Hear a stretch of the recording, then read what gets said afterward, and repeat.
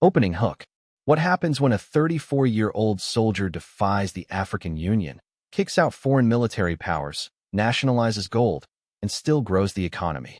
Welcome to Burkina Faso under Ibrahim Traoré, where Africa's old power structures are being challenged and a new Pan-African order is rising. The African Union, once dismissive of Traoré's leadership, is now knocking on his door, not with threats, but with questions. This isn't just politics, it's a continental shift. Let's break it down. The AU's sudden visit. In June 2025, the African Union's top diplomat Ted Antonio made an unexpected visit to Ouagadougou, calling it a listening mission. But this wasn't scheduled diplomacy, it was crisis management. Why? Because in January 2025, Burkina Faso, Mali, and Niger officially withdrew from ECOWAS and formed the Alliance of Sahel States, AES, a confederation rejecting Western influence and building new African alliances. The AU, which suspended Burkina Faso in 2022 for military rule, is now asking for dialogue. What changed? The rise of Traoré.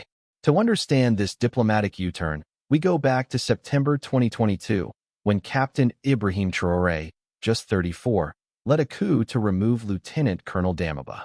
Unlike typical military rulers, Traoré positioned himself as the heir to Thomas Sankara, Burkina Faso's legendary revolutionary leader. Like Sankara, Traoré rejected foreign military presence, called for economic self-reliance, spoke directly to the youth, focused on African-led solutions.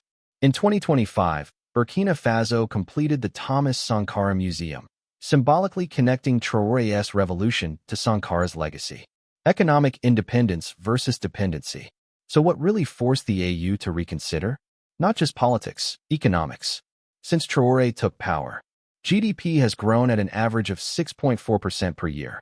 The economy is projected to hit $22.7 billion by end of 2025. Gold production was nationalized. A domestic refinery was built.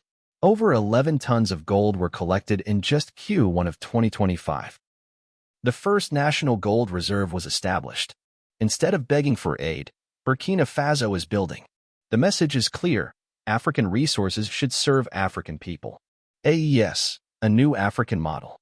The AES Confederation, made up of Burkina Faso, Mali, and Niger, is more than a political alliance.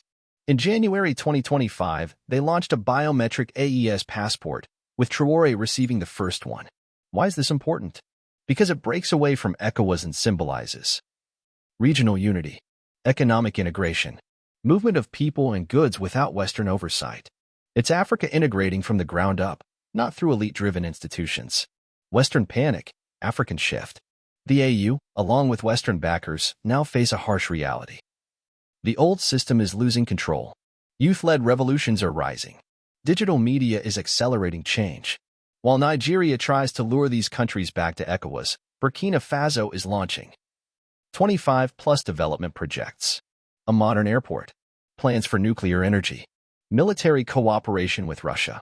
Even the U.S. cutting $312 million in aid has backfired, fueling anti-imperial sentiment and local support for Traoré. Youth awakening and Pan-Africanism. This isn't just about three countries. It's about a continent waking up. Social media campaigns calling Traoré the people's captain aren't just viral moments. They're signs of a new African identity being born. Across Africa, from Lagos to Nairobi, youth are asking, if Burkina Faso can reclaim its gold, why can't we? If Traoré can kick out foreign bases, why not us? If AES can create new systems, why stick with old ones? Revolutions aren't exported, they're inspired. Can the AU survive this shift? The African Union now faces a defining question. Can it reform to stay relevant, or is it destined to become another relic of colonial-era politics? For decades, the AU has supported leaders who sold off national resources and followed Western interests. But now, it's being forced to listen to revolutionaries. This shift is no longer theoretical. It's real. It's happening. And it's being led by youth, not career diplomats. Final message and call to action.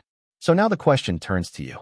If Burkina Faso can grow its economy, reclaim its resources, and inspire a region, why can't your country?